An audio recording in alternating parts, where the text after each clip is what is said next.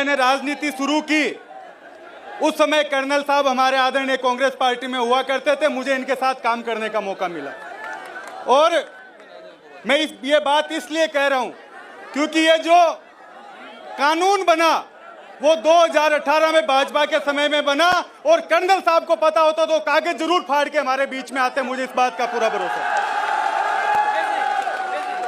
सत्ता से टकराने का हुनर अगर इस राजस्थान के किसान में नहीं है तो मैं समझता हूं कहीं भी धरती पर किसी आदमी में नहीं है।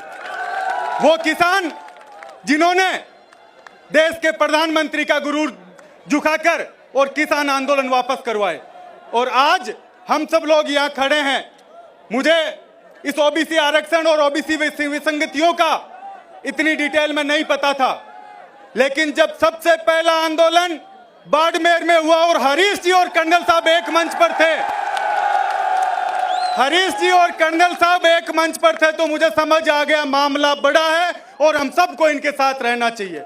आज इस मंच पर सभी पार्टियों के लोग यहां बैठे हैं।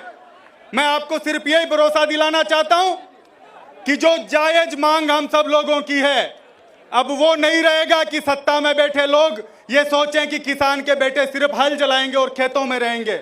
आज हम लोगों को पढ़ लिख कर उन कुर्सियों पर बैठना है। आज आईएएस का रिजल्ट आता है, लिस्ट में आप लोग देखोगे ओबीसी किसान के बच्चे कितने उसमें भागीदार होते हैं।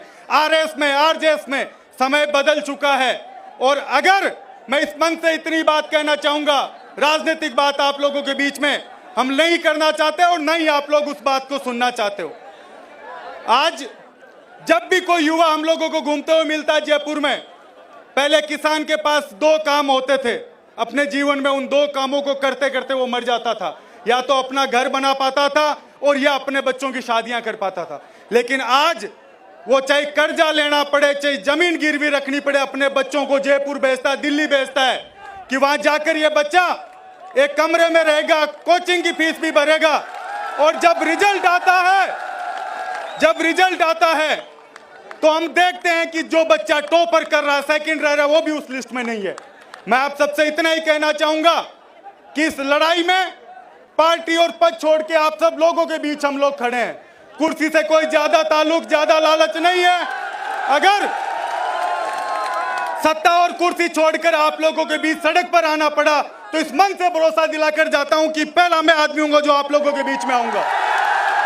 मैं पुनः राजा राम जी मील को, हरीश जी को, नरपत जी को, राजेंद्र जी को, कर्नल साहब को, दिव्या जी को, रामनिवास जी को, निर्मल जी को, बलजीत जी को और समस्त जो लोग इस मंच पर बैठे हैं उनको बहुत धन्यवाद देना चाहता हूं कि इन युवाओं की आवाज में आप लोगों के भागीदार बने।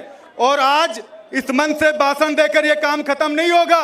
जब तक ये आंदोलन चलेगा, आपकी मांग पूरी नहीं होगी, तब तक आप लोगों के बीच हम लोग खड़े हैं। एक बार पुणे में संघर्ष समिति ओबीसी आरक्षण संघर्ष समिति का बहुत धन्यवाद देना चाहता हूं कि एक लंबा संघर्ष आपने हर जिले में करा। इससे पहले सरकार के सामने आप लोगों की मांग रखने का जहां भी वक्त आया हम लोग सब खड़े थे, लेकिन अब मांग छोड़कर संघर्ष में और आंदोलन में आप सब लोगों के बीच भागीदार बनेंगे।